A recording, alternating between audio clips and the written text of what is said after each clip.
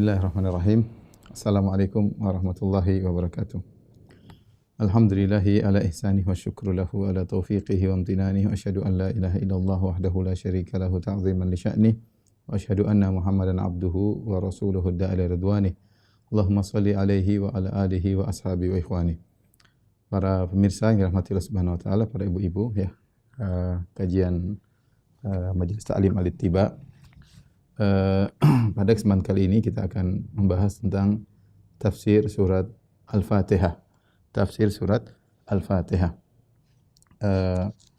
Tentunya Al-Quran adalah kitab hudan, kitab petunjuk bagi kita semua.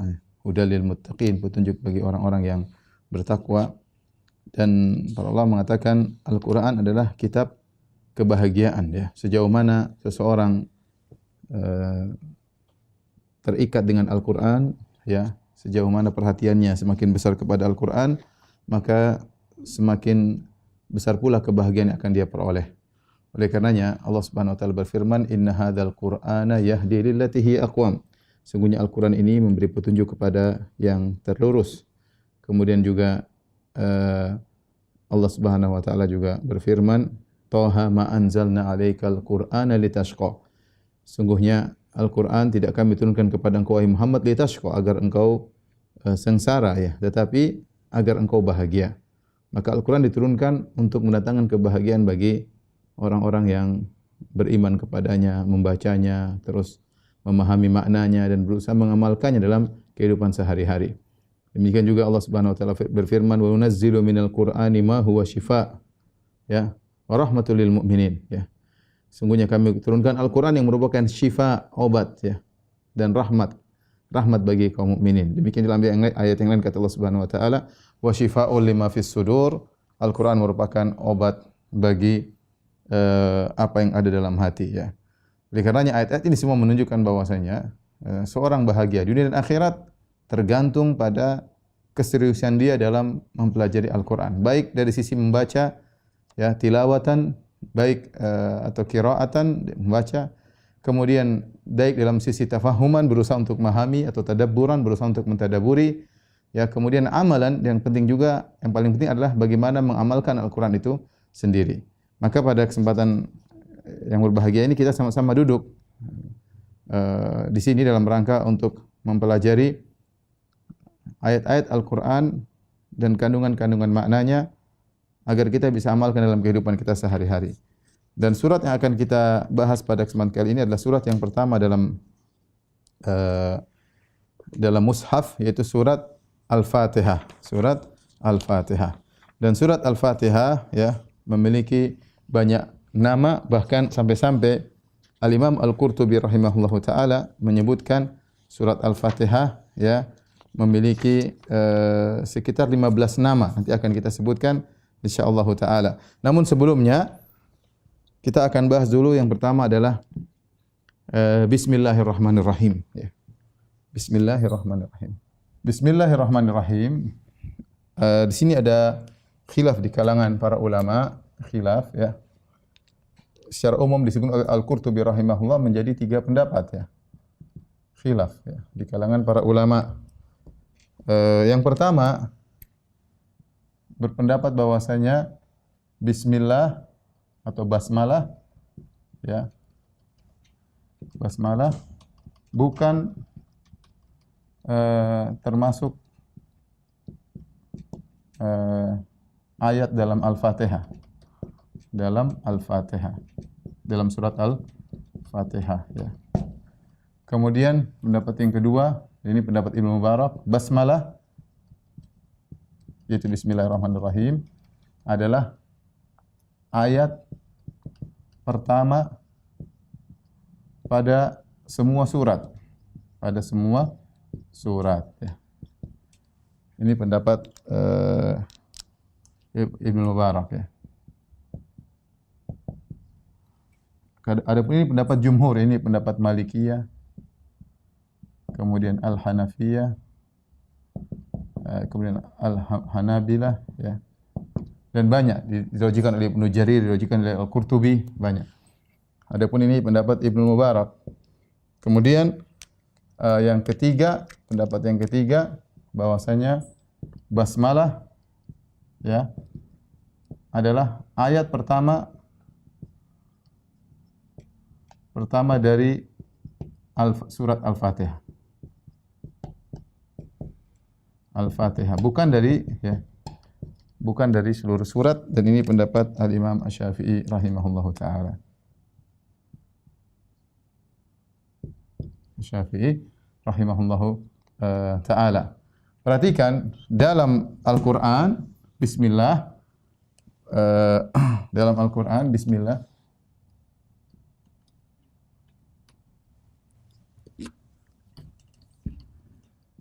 basmalah ya dalam Al-Qur'an ada dua model ya. Yang pertama yang ada dalam surat An-Naml, yaitu ketika Sulaiman menulis surat kepada Ratu Balqis, Sulaiman berkata, yaitu innahu min Sulaiman wa innahu bismillahirrahmanirrahim. Innahu min Sulaiman wa innahu bismillahirrahmanirrahim. Kalau ini semua sepakat bahwasanya ini merupakan Al-Qur'an. Ini semua ulama sepakat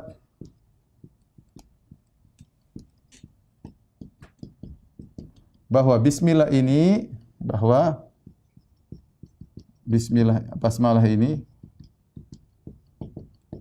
ayat Al-Qur'an.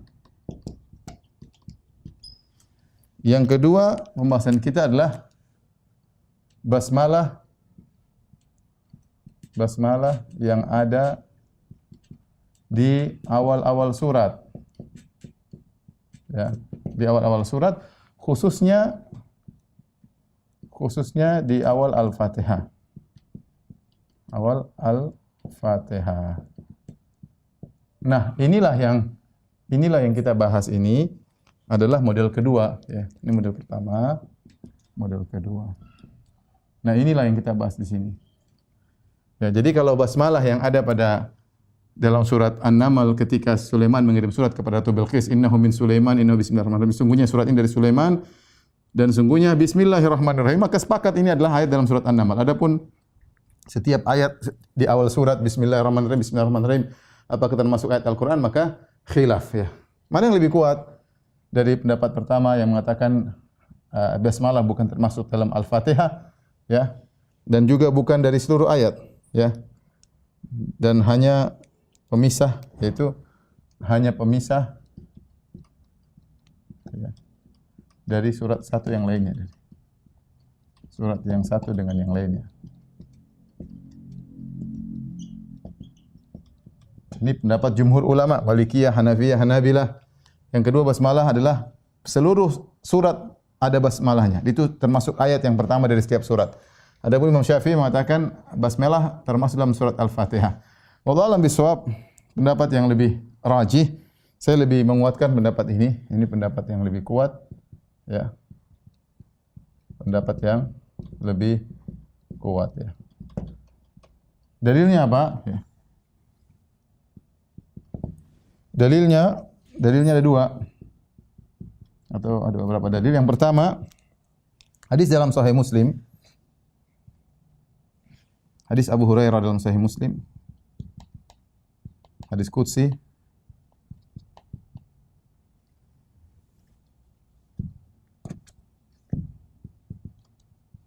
Di mana Nabi sallallahu alaihi wasallam meriwayatkan dari Allah Subhanahu wa taala, kata Allah Subhanahu wa taala, qasamtu sholata baini wa baina abdi nisfain. Kata Allah Subhanahu wa taala, qala ta'ala, Allah berfirman dalam hadis qudsi, qasamtu as-sholata baini wa baina abdi nisfain.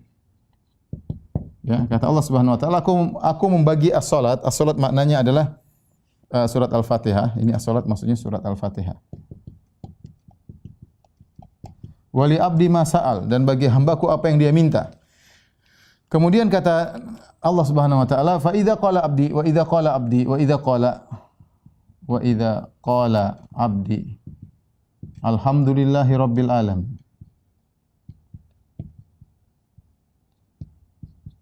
Maka Allah berkata, "Qultu hamidani abdi." Hambaku memujiku. Wa idza qala Ar-Rahmanir Rahim, ya. Maka Allah berkata, "Asna alayya abdi." Hambaku menyanjungku. Wa idza qala, jika hambaku berkata, "Maliki yaumiddin,"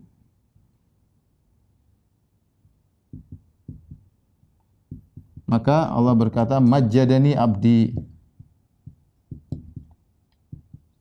Wa idza qala, ya, iyyaka na'budu wa iyyaka nasta'in, iyyaka na'budu wa iyyaka nasta'in, Allah berkata, "Hadza baini wa baina abdi wa li abdi mas'al."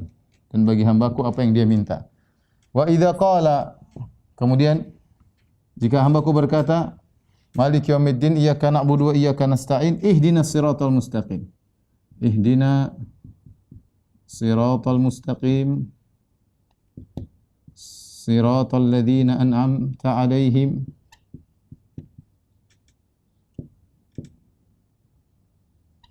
ghairil maghdubi 'alaihim waladdallin. Baik. Kata Allah, "Hadza li abdi, hadza li abdi." Ini untuk hambaku.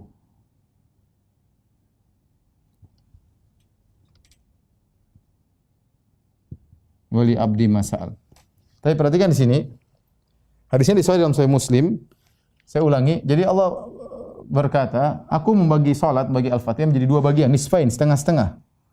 Dan itu Al-Fatihah 7 ayat. Al-Fatihah 7 ayat. Ya, 7 ayat. Ayat tersebut pertama dimulai dari alhamdulillahirabbil alamin. Seandainya bismillah termasuk Al-Fatihah, maka Allah akan berkata, "Wa idza qala abdi bismillahirrahmanirrahim," dengan nama Allah yang Maha Maksud lagi Maha Penyayang, maka akan disebutkan. Tapi ternyata Allah mulai dengan, kalau hambaku berkata alhamdulillahirabbil alamin, maka aku berkata hamidani abdi, hambaku telah memujiku. Ar-Rahmanir Rahim, asna alayya abdi, hambaku telah menyanjungku. Maliki yaumiddin, majjadani abdi. Ini semua untuk Allah. 3 ayat. Ini semua 3 ayat. 3 ayat untuk Allah. Karena Allah bagi setengah. Ayat keempat, ini ayat pertama. 1, 2, 3. Ini ayat yang keempat, kata Allah, "Hadza baini wa baina abdi." Ini antara aku dan hambaku.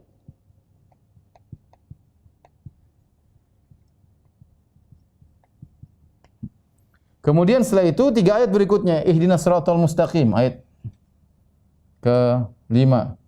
Siratal ladzina an'amta 'alaihim, ayat ke-6. Ghairil maghdubi 'alaihim waladdallin, ayat ke-7. Ini ayat ke-5, ayat ke-6, ayat ke-7. Ini menurut pembagian mereka, sehingga Al-Fatihah 7 ayat dan 3 ayat untuk Allah, 3 ayat untuk hamba, karena ini semua permintaan. Ya Allah, tunjukkan kami jalan yang lurus, yaitu jalan yang orang-orang yang kau berikmati kepada mereka, bukan jalan orang-orang yang kau murkai atau yang kau sesatkan. Hadza li abdi, ini adalah untuk hamba. Ini 3 ayat untuk Allah. Taib. Ini dalil yang sangat kuat yang menunjukkan bahwasanya bismillah bukan termasuk di Al-Fatihah. Dalil yang kedua yaitu secara logika, ini pendapat Al-Qurtubi, logika, ya, bahwasanya seluruh ayat dalam Al-Qur'an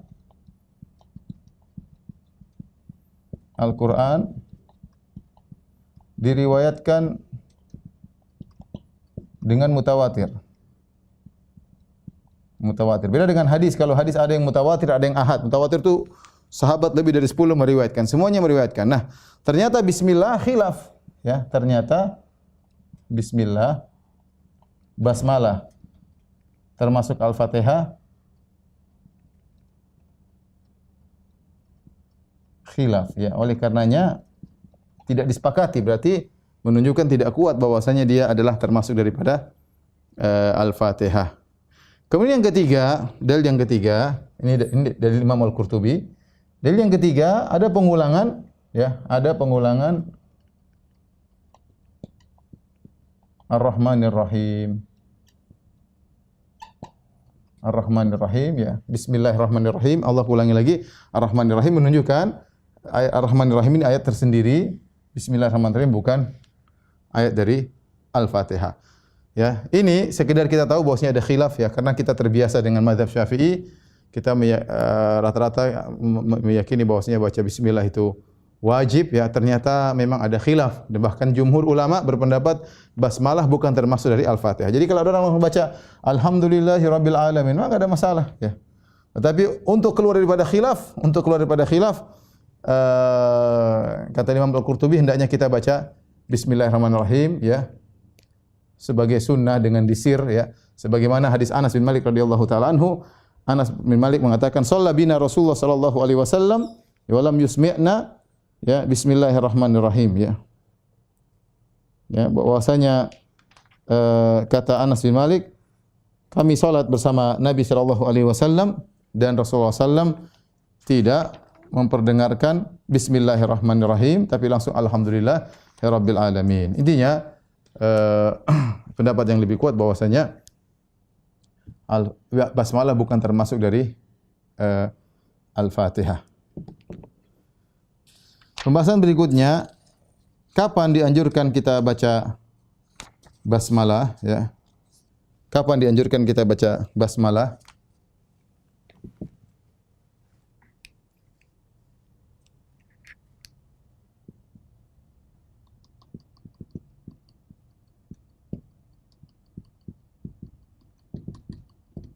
Bismillahirrahmanirrahim. Jangan baca basmalah. Enggak, basmalah ini maksudnya Bismillahirrahmanirrahim ya. Seperti haifalah maksudnya hayya 'alal falah ya. Haisalah maksudnya hayya 'alas shalah. Hauqalah maksudnya la haula wala quwata illa billah. Ini singkatan yang di para istilah fuqaha mereka menyingkat. Jadi basmalah maksudnya bismillah. Bismillahirrahmanirrahim. Kapan dianjurkan baca basmalah? Ya. Secara umum segala urusan penting hendaknya dibuka dengan basmalah. Hendaknya dibuka dengan basmalah.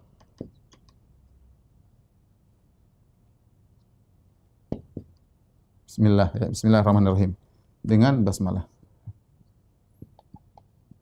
Datang dalam hadis ini dipersingkat oleh para ulama, namun dihasankan oleh banyak ulama seperti Ibnu Hajar, Ibnu Salah ya.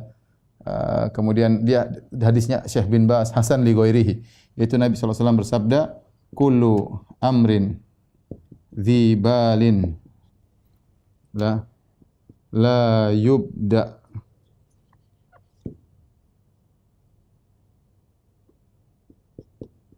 fihi bi basmalah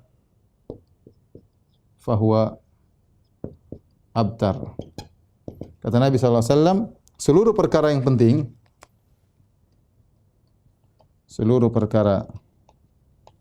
penting, yang tidak dibuka dengan basmalah, maka terputus. Karena basmalah adalah kalimat keberkahan. Jadi segala perkara penting jangan lupa kita bismillah. Bismillahirrahmanirrahim. Bismillah. Ya, secara umum. Ya, hadisnya hasan li ghairihi. Ya, hadis hasan li ghairihi. Hadis hasan li ghairihi. Baik. Kemudian secara khusus amalan-amalan khusus ada, amalan-amalan khusus. Dan ini banyak. Al-Qurtubi menyebutkan dalam tafsirnya banyak. Seperti apa? Seperti menyembelih korban, menyembelih hewan. Ya. Wala ta'kulu mimma lam yuzkar ismullah. Malam yuzkar ismullah. Ya. Menyembelih, janganlah kalian makan yang hewan yang tidak diucapkan bismillah. Kalau ada hewan kita tidak bismillah, kita sembelih tidak bilang bismillah, jadi bangkai. Contohnya apa lagi? Wudu ya. Kemudian contohnya kata Nabi SAW, tawaddau bismillah. Dalam hadis tawaddau bismillah. Kemudian contohnya juga misalnya kalau tersungkur atau tergelincir. Dan ini banyak orang salah, ya. Dalam hadis mereka kalau tersungkur atau tergelincir mereka bilang innalillahi wa inna ilaihi raji'un. Benar dari sisi satu bahwasanya itulah musibah, ya. Tapi dari sisi lain bahwasanya dianjurkan untuk bilang basmalah, ya, sebagaimana datang dalam hadis, ya. Dalam riwayat dari Nabi sallallahu alaihi wasallam, ya, qala Rasulullah SAW bersabda, "Idza atharat bika dabbatu," jika jatuh hewan, fala taqul ta'isa syaitan. Jangan bilang celaka syaitan. Fa innahu yata'adhamu hatta yasira mithlal bait. Maka jadilah syaitan menjadi besar sampai seperti rumah. Wa yaqul bi quwwati sana'tuhu, maka dengan sombong syaitan mengatakan karena kekuatanku maka dia pun terjatuh. Walakin qul bismillah, tapi ucapkanlah bismillah. Fa innahu yatasagharu hatta yasira mithlal dzubab. Maka kalau kita bilang bismillah, maka syaitan pun menjadi kecil sampai seperti lalat, ya. Jadi kita tunjukkan bahwasanya bismillah agar kita selamat, ya, dan ini semua karena takdir Allah Subhanahu wa taala, bukan karena kehendak syaitan. Jadi antaranya kita mengucapkan bismillah ketika tergelincir. Di antaranya yang lain saya sebutkan, ya, disunnahkan baca bismillah bismillahirrahmanirrahim ketika hendak berjima. Hendak berjima, dan ini berlaku bagi laki-laki dan perempuan, datang dalam hadis, ya. Lau anna ahadakum idza arada an ya'ti ahlihi qala bismillah. Kalau salah seorang dari kalian hendak mendatangi istrinya, maka ucapkanlah bismillah. Allahumma jannibna syaitan wa jannibi syaitan ma razaqtana. Ya Allah, jauhkanlah kami dari syaitan dan jauhkanlah syaitan dari anak yang kau anugerahkan kepada kami. Karena kalau ditakdirkan punya anak, maka anak tersebut akan tidak diberi mudarat oleh syaitan. Kemudian juga ketika hendak makan, kata Nabi sallallahu alaihi wasallam, ya gulam, samillah, hendak makan. Wa kul bi yaminik wa kul fima yalik, ya. Syaitan la yastahillu at-ta'am illa yuzkar ismullah alaih, ya. Syaitan kalau ada makanan diucapkan bismillah, haram bagi dia, tidak bisa dia makan, ya. Kemudian juga ketika meruqyah diri. Dalam hadis Nabi sallallahu alaihi wasallam mengatakan, ya, dha' yadaka 'ala alladhi ya'lamu min jasadik. Letakkan tanganmu pada lokasi badan yang situ kau sakit, maka ucapkanlah bismillah 3 kali. Bismillah, bismillah, bismillah. Wa qul sab'a marrat, dan ucapkan 7 kali a'udzu bi izzatillahi wa qudratihi min syarri ma ajidu wa uhadzir. Aku berlindung dengan keperkasaan Allah, wa qudratihi, dan juga kuasaan Allah, min syarri ma ajidu wa uhadzir, dari keburukan yang aku dapati dan aku khawatirkan, ya. Kemudian juga ketika membuka baju,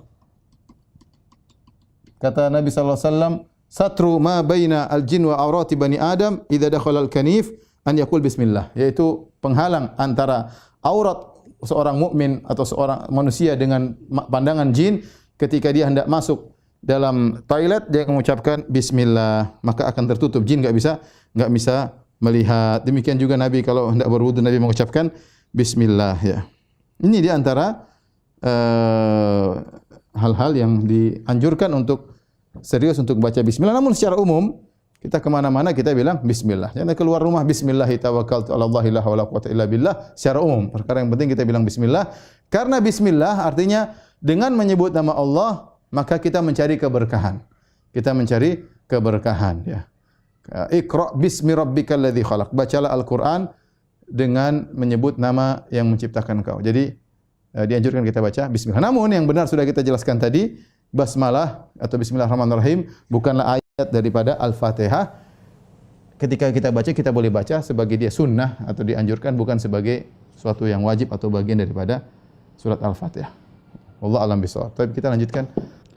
Adapun yang berpendapat bahwasanya bismillahirrahmanirrahim termasuk daripada Al-Fatihah, maka mereka Al-Fatihah 7 ayat, semua sepakat Al-Fatihah 7 ayat, maka mereka baca bismillahirrahmanirrahim ayat yang pertama. Kemudian alhamdulillahirabbil alamin, arrahmanirrahim, maliki yaumiddin, iyyaka na'budu wa iyyaka nasta'in, ihdinas siratal mustaqim. Ayat yang ketujuh panjang, siratal ladzina an'amta 'alaihim ghairil maghdubi 'alaihim waladdallin, ya. Tetapi kalau begitu maka pembagian tadi tidak bisa setengah-setengah, ya. berarti untuk hamba cuma 2 ayat ya.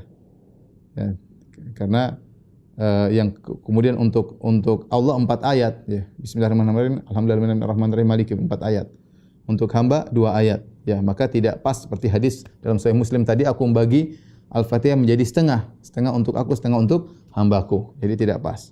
Adapun tadi pendapat jumhur ulama yang mengatakan Al-Fatihah 7 ayat, maka mereka hitungnya dari Alhamdulillahirabbil alamin, arrahmanirrahim, maliki yaumiddin, iyyaka na'budu wa iyyaka nasta'in, ihdinas siratal mustaqim, siratal ladzina an'amta 'alaihim. 1 ayat sampai 'alaihim 1 ayat, kemudian baru ghairil maghdubi 'alaihim waladdallin 7 ayat. Ini lebih kuat insyaallah taala.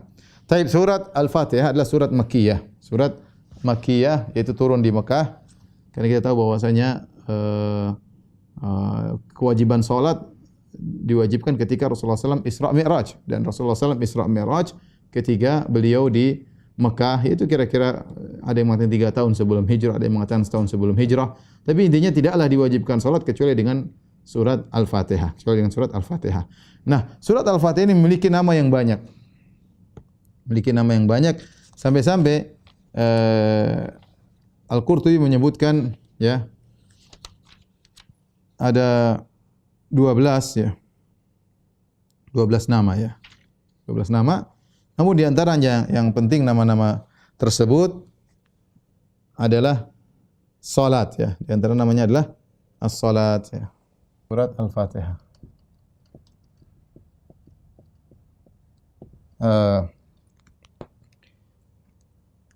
Surat Makkiyah. Makkiyah sudah kita jelaskan, yaitu yang turun di sebelum Nabi berhijrah, yaitu turun sebelum, dan ini ijma ulama, sepakat ulama.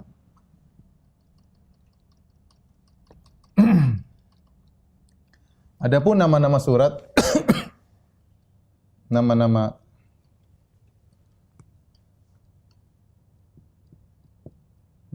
surat Al-Fatihah di antaranya ya banyak ya. Saya sebutnya di antaranya namanya as-salat.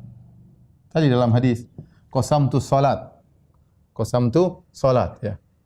Nabi mengatakan, Allah dalam hadis qudsi, aku membagi salat. Salat maksudnya Al-Fatihah. Kenapa disebut salat? Karena salat tidak sah ya. Tidak sah kecuali dengan Al-Fatihah.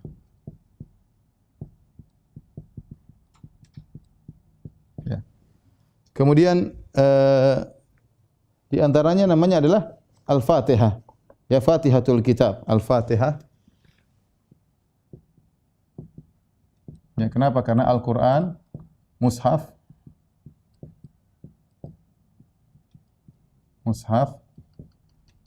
dimulai dengan Al-Fatihah, dimulai.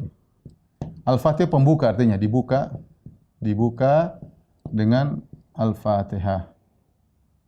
Al-Fatihah. Maka dia adalah surat pembuka. Kemudian di antaranya adalah Ummul Kitab. Ummul Kitab artinya induknya Al-Qur'an. Induknya Al-Qur'an. Kenapa dikatakan demikian? Karena seluruh ayat, seluruh surat selanjutnya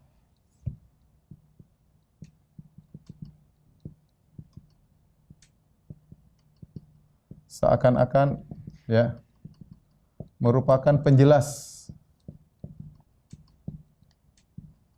dari surat Al-Fatihah.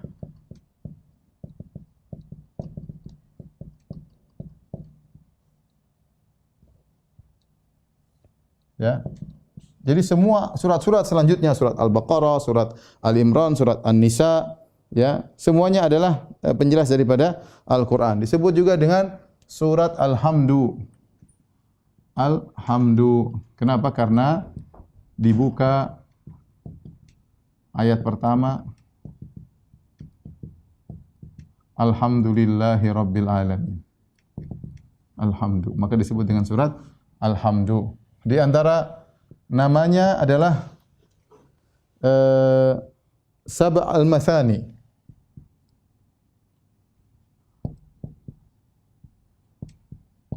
Walaqad atainaka sab'an minal mathani wal Qur'anil azim. 7 yang berulang-ulang. Apa artinya 7?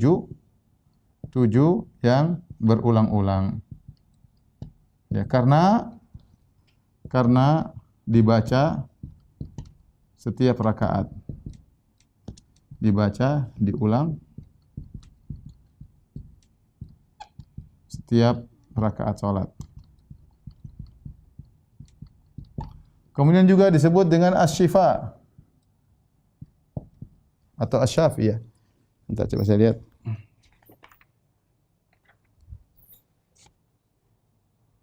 Alhamdulillah, kitab, umul Quran, al-mathani, al-Quran, asy-syifa ya. Asy-syifa, Fatihatul Kitab, syifaun min kulli summin ya.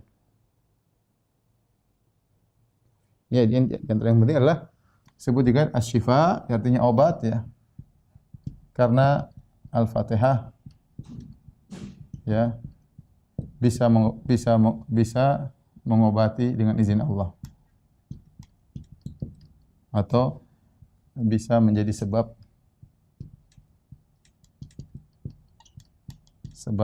obat dengan izin Allah. Dibuat ruqyah ya. Apakah penyakit hati maupun penyakit badannya. Umul kitab disebut juga di antaranya Umul Quran. Maknanya sama ya. Umul Quran ya. Ibunya Al-Quran. Ini di antara nama-nama penting ya yang yang merupakan nama-nama dari surat Al-Fatihah ya. Tapi tolong dihapus, setelah ini kita akan bahas tentang kandungan surat Al-Fatihah. Tapi para ibu-ibu yang dirahmati Allah Subhanahu wa taala ya, pengajian majelis Ta'lim Al-Ittiba dan juga para pemirsa yang dirahmati Allah Subhanahu wa taala, kita masuk pada ayat yang pertama yaitu firman Allah, Alhamdulillahi Rabbil Alamin. Baik. Alhamdu, alif lam di sini adalah lil istighraq ya. Yaitu mencakup seluruh pujian. Mencakup seluruh pujian.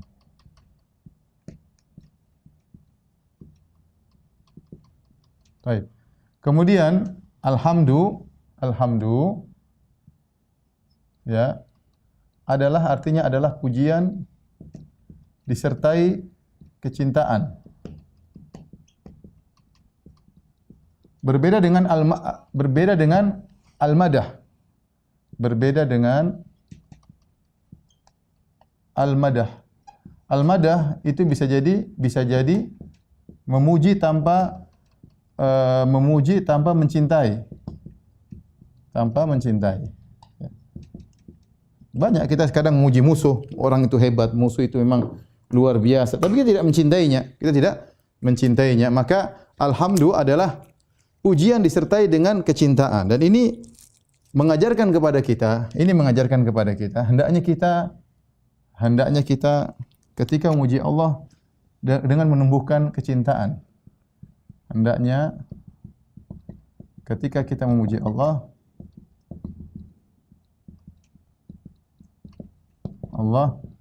sambil ya menumbuhkan rasa cinta kepada Allah. Karena itulah hakikat daripada alhamdu. Kemudian di antara alhamdu bahwasanya yaitu Allah yang satu-satunya berhak dipuji secara hakikat. Secara hakikat. Ya, hakikatnya. Adapun yang lain mereka memiliki kelebihan tapi bukan manusia dipuji karena kelebihan yang kasih siapa? Yang kasih Allah. Kita semua titipan Allah. Adapun yang benar-benar dipuji secara hakikat hanya Allah Subhanahu wa taala karena Dialah yang memiliki segalanya. Taib. Adapun sisi pujian kepada Allah pertama dari nama-namanya, sisi nama-namanya. Ya. Nama-nama Allah semuanya adalah terpuji. Kemudian dari sifat-sifatnya. Kemudian dari perbuatan-perbuatannya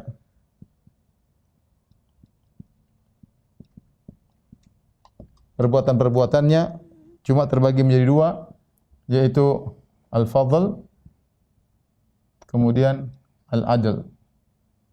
Yaitu Allah beri nikmat karena karunia Allah, yaitu Allah beri nikmat karena karunia-Nya.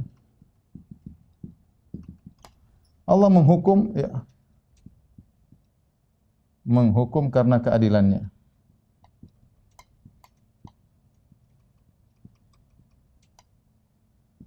Ya. Jadi yang saya perlu ingatkan bahwasanya jangan kita memuji Allah hanya dari sisi kita dapat kenikmatan, ya. Bukan. Tapi kita sisi pujian Allah banyak, ada beberapa sisi. Ada satu, nama-nama Allah kita pelajari yang mengandung sifat-sifatnya. Kemudian zat Allah juga maha sempurna, ya. Perbuatan-perbuatannya Allah terpuji dari segala sisi. Bahkan yang sering jadi fokus cuma ini, kita memuji Allah karena kenikmatan. Seringnya, ya, kita memuji Allah hanya karena kenikmatan. Padahal tidak, banyak sisi yang harus kita bisa memuji Allah. Contoh, Allah keadilan, Allah menghukum, Allah bikin musibah. Semuanya kita bilang alhamdulillah ala kulli hal. Alhamdulillah, kita memuji, kita mengatakan alhamdulillahi ala kulli halin, ya. Karena kita tahu di balik semua yang Allah perbuat, yang Allah tetapkan, semuanya pasti ada hikmahnya. Maka Allah maha terpuji dari segala sisi, ya, dari segala sisi, ya. Kita nikmat saja kalau kita memuji terlalu banyak, ya. Nah, nikmat pandangan, nikmat mendengar, nikmat sehat, nikmat keamanan, nikmat keluarga, ya, nikmat punya anak, nikmat ikut pengajian, nikmat ketentraman, nikmat bisa kelezatan beribadah, nikmat bisa berkawan dengan kawan-kawan yang baik. Banyak sekali kenikmatan yang kalau kita mau hitung satu persatu kita enggak bakalan bisa tahu. Belum lagi kenikmatan yang tidak pernah kita minta, ya. Allah berikan kita udara, Allah berikan kita ini, Allah rawat kita. Banyak sekali yang Allah beri nikmat yang tidak pernah kita minta atau Allah berikan karena Allah tahu keperluan kita. Ya, maka kita memuji Allah dalam segala hal. Namanya alhamdu, mencakup segala pujian, atau istihqaq, hanya Allah yang berhak untuk dipuji, maka dikatakan lillah, yaitu segala puji hanya bagi Allah Subhanahu wa taala. Ya, segala puji bagi Allah.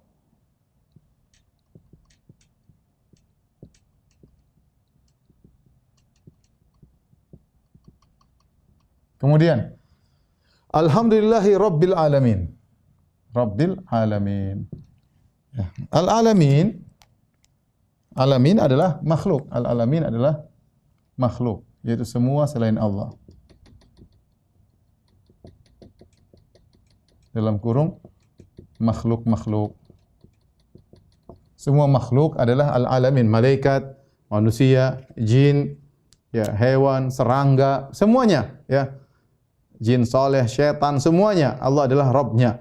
Rabb artinya adalah sebagaimana pernah kita bahas dalam syarah Asmaul Husna. Rabb artinya adalah pengatur, pencipta, kemudian pemilik, kemudian pengatur, ya. Secara umum kita Rabb dari tarbiyah, yaitu yang mengurusi seluruh makhluk. Semua yang alam semesta ini yang ngurusi Allah. Baik benda mati maupun benda hidup, ya, manusia, hewan. Bukan cuma kita aja yang diurusin. Langit, innallaha yumsikus samawati wal ardu alla tazula. Allah megang langit dan bumi agar tidak hilang. Semuanya diurus oleh Allah Subhanahu wa taala. Alhamdulillahirabbil alamin. Segala puji bagi Allah pemilik alam semesta, ya. Alamin maksudnya selain Allah, itu alam semesta. Allah yang menciptakan, Allah yang memiliki, Allah yang mengatur, itu Allah yang mengurusi ini semua, ya. Ini yang perlu alhamdulillah. Ini kita tafsir secara singkat. Kemudian Allah Subhanahu wa taala berfirman, Ar-Rahman Ar-Rahim. Maha pengasih lagi Maha penyayang. Kalau bahasa kita lah Ar-Rahman, Ar-Rahman ini dari wazan fa'lan. Sighah mubalaghah yang menunjukkan bahwasanya, yang menunjukkan besarnya dan luasnya rahmat Allah. Ya. Rahmat Allah sangat luas ya. Di antaranya Allah mengatakan Rabbana wasi'ta kulla syai'in rahmatan wa ilma. Wasi'ta kulla syai'in rahmatan wa ilma. Ya Allah, rahmatmu meliputi segala sesuatu. Wa rahmati wasi'at kulla syai'. Wa rahmati wasi'at kulla syai'. Segala rahmatku meliputi segala sesuatu. Allah maha rahmat ya. Allah maha rahmat. Maha pengasih lagi maha penyayang. Itu namanya Ar-Rahman. Ar-Rahman ya. Adapun Ar-Rahim berkaitan dengan Allah menyampaikan rahmat tersebut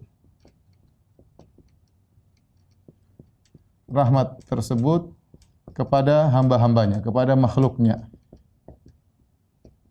Kepada makhluk-makhluknya sesuai dengan kadar yang Allah kehendaki. Jadi Ar-Rahman itu berkaitan dengan sifat yang ada pada diri Allah, Ar-Rahim berkaitan dengan sampainya sifat rahmat tersebut kepada makhluk. Tapi Allah Maha Pengasih ya. Dan Allah menyampaikan rahmat tersebut kepada makhluk-makhluknya. Ada rahmat umum yang Allah berikan kepada seluruh makhluk, rahmat khusus ada kepada orang-orang yang saleh yang beriman. Jadi Allah Maha Pengasih lagi Maha Penyayang. Oleh karenanya ketika ditinjau dari maha luasnya rahmat Allah, besarnya itu maha besarnya dan luasnya rahmat Allah, maka tidak boleh jadi nama Ar-Rahman hanya khusus buat Allah. Ya, karena maknanya mengandung rahmat yang luar biasa dan tidak ada yang memiliki sifat seperti ini. Siapa manusia paling ya rahmatnya kadang marah, kadang ini, kadang anu. Rahmatnya tidak sebagaimana rahmatnya Allah Subhanahu wa taala. Makanya Ar-Rahman hanya khusus untuk buat Allah Subhanahu wa taala. Maka ini saya ingat kalau ada orang namanya Abdurrahman jangan kita panggil Rahman ya, karena Rahman itu hanya untuk Allah Subhanahu wa taala. Dahulu ada namanya Musailimah. Musailimah Al-Kadzdzab. Musailimah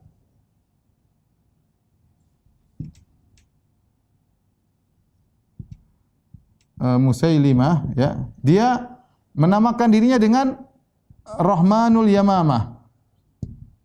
Dia adalah Rahmannya Al-Yamamah, yaitu suatu tempat yang disebut terjadi perang namanya Perang Ma'rakatul Yamamah. Di tempatnya Musailimah. Nah, dia menamakan dirinya dengan Rahmanul Yamamah. Itu Rahmannya Muhammad, saya Rahmanul Yamamah, kata dia. Maka orang-orang menamakan dia dengan Al-Kadzdzab, sang pendusta. Karena dia tidak cocok, dia ngaku sebagai nabi, Musailimah ngaku sebagai nabi, dia mengatakan dia Muhammad, ya udah, engkau nabi saya juga nabi ya. Bagi dua, ya, engkau nabi saya juga nabi, dan dia mengatakan Rahmanul Yamamah, maka Allah langsung mentenarkan dia dengan Al-Kadzdzab. Sampai sekarang orang kalau menyebut Musailimah pasti ditambah dengan Musailimah Al-Kadzdzab, sang pendusta. Padahal orang kafir banyak pendusta, tapi dia digelar dengan pendusta karena dia berani-berani mengambil nama Ar-Rahman dari Allah dipasangkan pada dirinya. Adapun Ar-Rahim, maka Rahim boleh nama manusia. Allah sebut tentang sifat Nabi Muhammad SAW, bil mu'minina raufur rahim. Ya, bahwasanya Nabi SAW itu rahim, sayang kepada orang-orang beriman. Laqad ja'akum rasulun min anfusikum azizun 'alaihi ma anittum harisun 'alaikum bil mu'minina raufur rahim. Rahim boleh dinamakan kepada manusia. Adapun Ar-Rahman khusus buat Allah Subhanahu wa taala sudah kita bahas dalam penjelasan Asmaul Husna tentang Ar-Rahman Ar-Rahim. Kemudian Maliki Yaumiddin. Maliki Yaumiddin. Malik, kalau secara bahasa Malik artinya pemilik. Dalam qiraah yang lain disebut dengan Malik. Malik. Kalau ini Malik ada panjang Malik. Ini Malik. Malik artinya raja. Yaumiddin artinya ad-din artinya pembalasan, yaitu hari pembalasan. Nah, jadi ada dua makna. Adapun kalau kita artikan Malik Yaumiddin, pemilik hari pembalasan, yaitu Allah yang mengatur semuanya pada hari pembalasan. Yaitu dia karena Allah yang memiliki hari tersebut. Karena dia yang memiliki hari tersebut, dia berhak mengatur apapun yang dia kehendaki, apapun yang dia lakukan, terserah Allah Subhanahu wa taala. Karena dia yang memiliki hari pembalasan, dia yang membangkitkan manusia, dia yang menciptakan manusia pada hari tersebut. Dialah pemilik yang sungguhnya Malik Yaumiddin. Innalillahi wa inna ilaihi raji'un. Kita semua kembali kepada Allah. Di dunia kita milik Allah, di hari pembalasan kita milik Allah Subhanahu wa taala. Makna yang kedua, raja. Raja hari pembalasan. Kenapa pada hari pembalasan tidak ada yang beri nongol jadi raja, ya. Pada hari pembalasan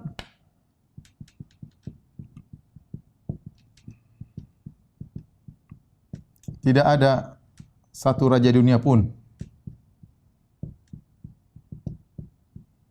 yang berani, ya, sombong dan nongol, ya. Enggak ada. Kata Allah Subhanahu wa taala, "Anal Malik." Dalam hadis kata Allah Subhanahu wa taala, "Anal Malik." Anad Dayyan, aina mulukul ard. Pada hari kiamat kelak. Kata Allah Subhanahu wa taala, "Aku adalah sang raja." Mana raja-raja dunia? Aina mulukul ard? Enggak ada yang berani. Raja-raja dunia ketika dibangkitkan sama dengan rakyatnya, tidak ada bedanya. Semua atribut ditanggalkan, semua baju kemewahan ditanggalkan. Dikumpulkan hufatan, uratan, gurlan, buhman. Dalam kondisi tidak memakai alas kaki. Uratan telanjang bulat. Ya, gurlan belum disunat, buhman tidak bawa apa-apa. Apa yang mau dia bawa? Tidak ada. Dia dibangkitkan begitu saja. Sama dengan rakyatnya, sama dengan pembantunya, ya. Semua atribut ditinggalkan karena Allah yang raja pada hari tersebut. Malik Yaumiddin, ya. Kemudian Allah Subhanahu wa taala berfirman, kita tulis ini ayat pertama. Ini ayat kedua. Ayat ketiga. Kemudian ayat keempat.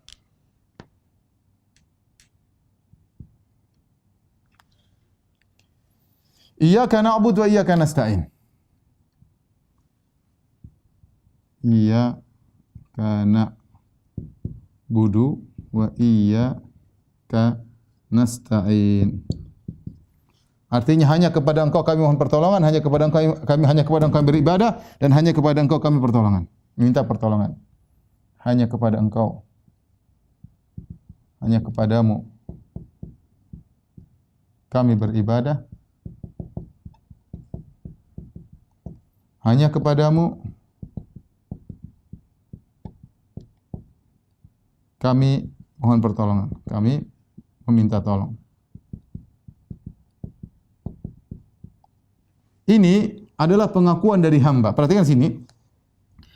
Asalnya na'buduka, tetapi asalnya na'buduka sebagaimana subjek, predikat, objek, kami menyembahmu. Tetapi mu objek, subjek, predikat, objek, objeknya dimajukan ke depan. Iyyaka, kepadamu kami beribadah. Ketika objek dimajukan sebelum subjek dan predikat, ya, maka ini memberikan faedah pengkhususan, ya. Saya gambarkan sederhana, misalnya asalnya na'buduka, itu kami menyembahmu. Asalnya demikian.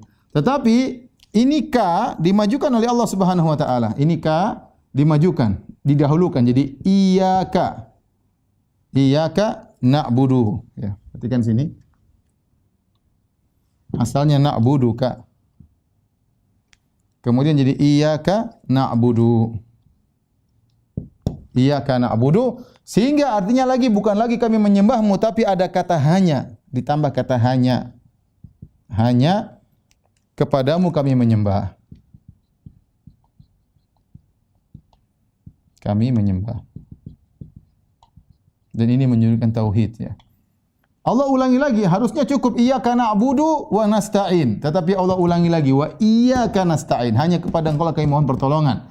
Karena dua-dua ini butuh keikhlasan tatkala beribadah, butuh keikhlasan tatkala mohon pertolongan, ya.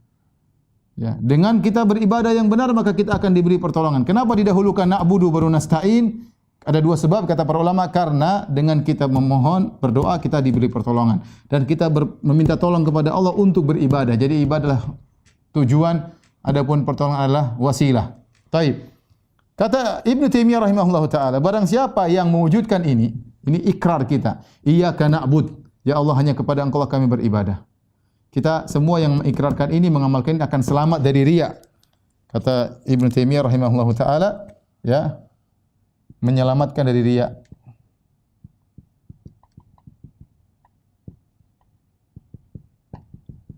Adapun iyyaka nasta'in, hanya kepada Engkau kami memohon pertolongan, ya, maka ini menyelamatkan dari ujub. Kenapa bisa demikian?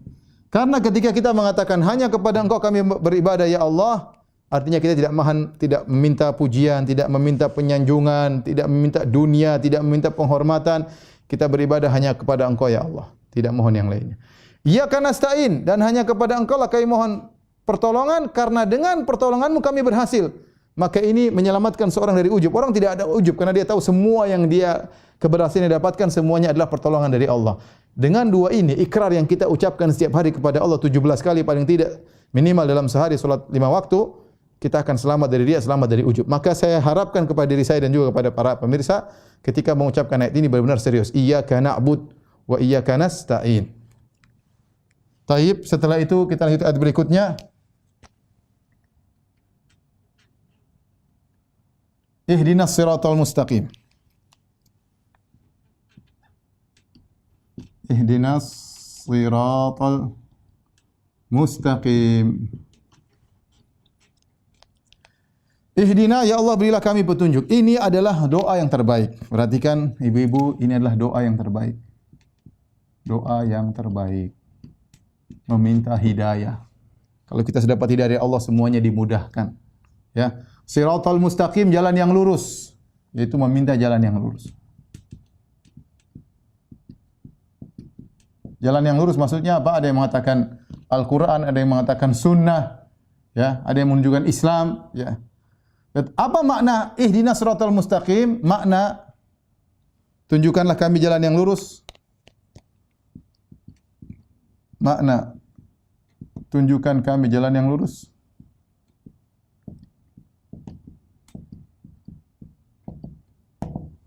Yang pertama adalah, ya, jika kami belum lurus, belum di atas jalan yang lurus, maka tunjukkanlah kepada kami. Yang kedua, jika kami sudah di jalan yang lurus, jika sudah di jalan yang lurus,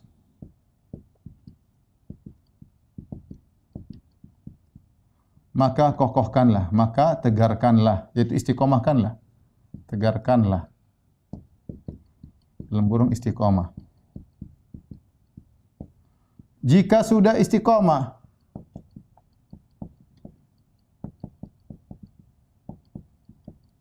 bukakanlah pintu-pintu kebaikan, jalan-jalan kebaikan yang lain. Jalan-jalan kebaikan yang lain.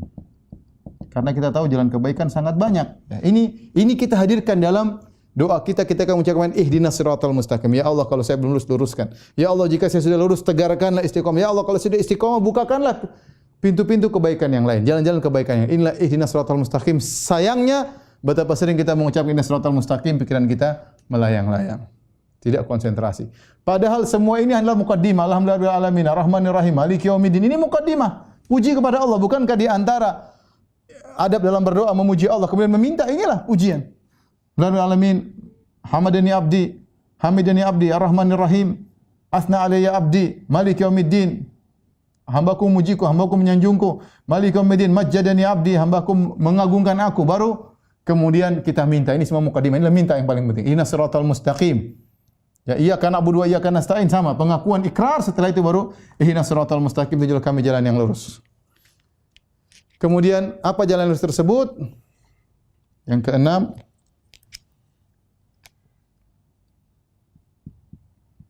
siratal ladzina an'amta 'alaihim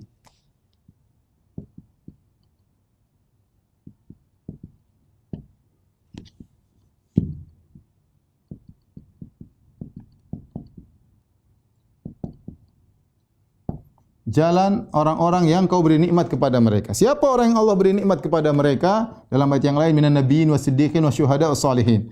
minan nabiyyin, para nabi, wasiddiqin, para siddiq,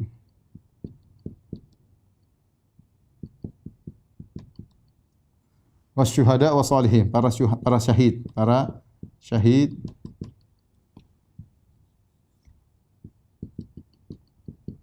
kemudian wasalihin, para orang-orang saleh, para saleh. Jadi kita tidak sembarang minta, kita minta jalan orang yang kau beri nikmat, jarang orang-orang hebat. Ya, oleh karenanya kata para ulama, ketika kita minta, minta yang tinggi kepada Allah. Bukan jalan sembarang, bukan jalan orang tetangga, tidak, jalan Nabi yang tinggi. Kalau enggak jalan para siddiqin, orang-orang yang memiliki iman yang tinggi, para syuhada, para salihin. Kita ingat subhanallah, kita meminta kepada Allah permintaan yang agung. Ya Allah, tunjukkanlah kami jalan orang-orang tersebut. Kemudian yang terakhir, yang ketujuh, ghairil maghdubi alaihim waladhdallin, amin.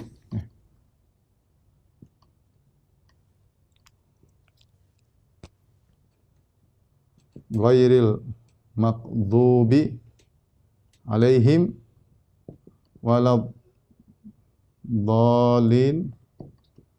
amin, ya. Baik. Bukan jalan orang-orang kau murkai. Siapa yang kau murkai di sini? Kata para ulama, adalah Yahudi, di antaranya Yahudi. Kenapa dimurkai?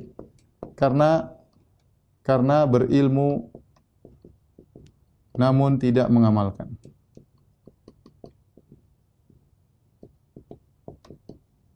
Waladhdallin, tersesat, ini adalah Nasara. Nasara kenapa? Semangat beribadah tanpa ilmu. Maka jadilah orang-orang yang tersesat, ya, dua-duanya. Jadi ketika kita meminta nikmat jalan yang lurus, kemudian pada ayat ketujuh kita meminta agar dijauhkan, ditunjukkan kepada jalan yang lurus, dijauhkan dari jalan yang buruk. Jalan yang buruk ada dua. Jalannya Yahudi, berilmu namun tidak mengamalkan. Jalan Nasara, yaitu semangat beribadah namun tidak punya ilmu, dan dua-duanya adalah tercela, ya. Wa ghadiballahu alaihim wa la'anahum. Allah sebut dalam ayat yang lain, orang Yahudi dimurkai oleh Allah, dilaknat oleh Allah. Qad dhallu min qablu wa adallu katsiran wa dhallu an sawa'is sabil. Kata Allah, orang Nasara mereka telah sesat sebelumnya dan mereka menyesatkan banyak orang, dan mereka telah sesat dari jalan yang lurus, dan dua-duanya adalah jalan yang buruk. Maka ketika kita baca Al-Fatihah, hendaknya kita renungkan ini semua agar doa kita dikabulkan oleh Allah Subhanahu wa taala. Inilah surat yang teragung. Lihat, dari sini kita tahu kenapa disebut dengan Ummul Kitab, induk Al-Quran, karena Al-Fatihah isinya mencakup sifat-sifat Allah. Ada tauhid uluhiyah, alhamdulillah hanya Allah yang berhak disembah. Saya lupa ini Allah di sini artinya yang berhak disembah, ya, Allah yang berhak disembah. Ya. Ada mencakup tauhid uluhiyah, tauhid rububiyah, tauhid asma wa sifat. Kemudian juga tentang rukun iman, iman kepada Allah. Kemudian Maliki Yaumiddin, ya, iman kepada hari akhirat, hari pembalasan. Kemudian ihdinas siratal mustaqim, jalan yang lurus, berarti jalan yang dituju kepada Rasul, berarti iman kepada Rasul, ya, iman kepada Rasul. Kemudian ini juga berkaitan dengan takdir, ya, bahwasanya kita meminta kepada Allah, ya, bahwasanya hidayah datang dari Allah Subhanahu wa taala, bukan seperti orang Qadariyah yang mengatakan Allah tidak turut campur, kita punya kegiatan sendiri. Kalau Allah tidak turut campur, kenapa kita minta hidayah kepada Allah Subhanahu wa taala? Ya, ini mencakup rukun-rukun iman yang disebutkan dalam surat Al-Fatihah. Inilah agungnya surat Al-Fatihah. Semoga ketika kita membaca Al-Fatihah dalam salat kita bisa merenungkan makna-makna yang singkat ini, sehingga salat kita bisa menjadi lebih khusyuk. Wallahu taala alam bisawab. Baik, demikian saja, pertanyaan sudah habis. Insyaallah kita lanjutkan 2 pekan lagi surat Al-Baqarah insyaallah taala. Jangan lupa diulang-ulang apa yang telah kita sampaikan agar kita lebih khusyuk dalam salat. Kalau antunna sekalian, ibu-ibu bisa khusyuk, saya juga dapat pahala karena saya telah menyampaikan ilmu yang mudah-mudahan bermanfaat bagi kita semua. Demikian, wabillahi taufiq wal hidayah. Assalamualaikum warahmatullahi wabarakatuh. Subhanakallah bihamdika asyhadu an la ilaha illa anta astaghfiruka wa atubu ilaik. Ayo segera download Quran Tadabbur